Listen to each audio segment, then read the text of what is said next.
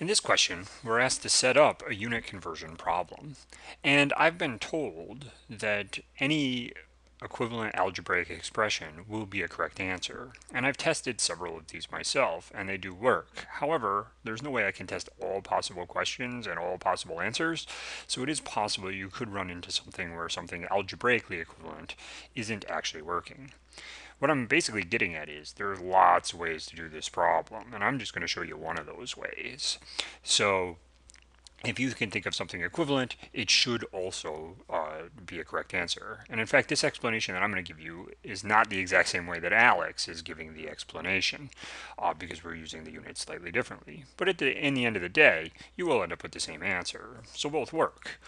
All right, so let's get started on this. The first trick, or thing that you have to do, I guess it's not really a trick, is to determine what's different between the two units. So here we have a Newton Coulomb squared times meter squared. Here we have a Newton per millicoulomb squared times meter squared. So if you'll notice the difference is, here we have Coulomb squared, and here we have millicoulomb squared. So we need a conversion factor to convert from Coulomb squared to millicoulomb squared. Whenever you have units to a power, you want to start with the relationship between the base units and then square them in this case, or cube them, or whatever the case may be. So let's do that. Well, we know that 1 coulomb is equal to 1,000 millicoulombs because any milliunit is 1,000 of whatever the base unit is. It doesn't matter if it's coulombs or grams or liters. It's one base unit equals 1,000 of milliunits.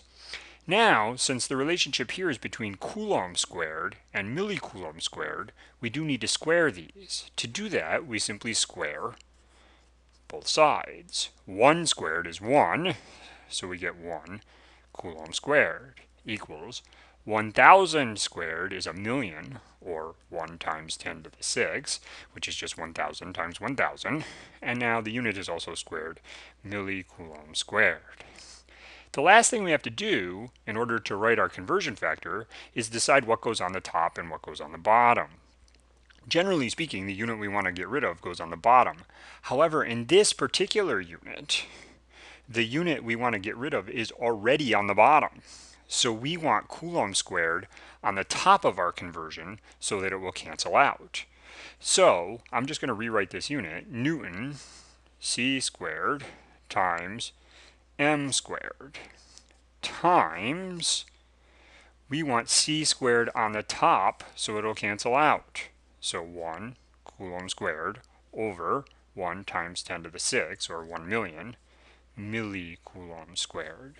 This is the conversion factor that you are going to want to enter into Alex. Note that coulomb squared will cancel out, and you'll end up with millicoulomb squared on the bottom.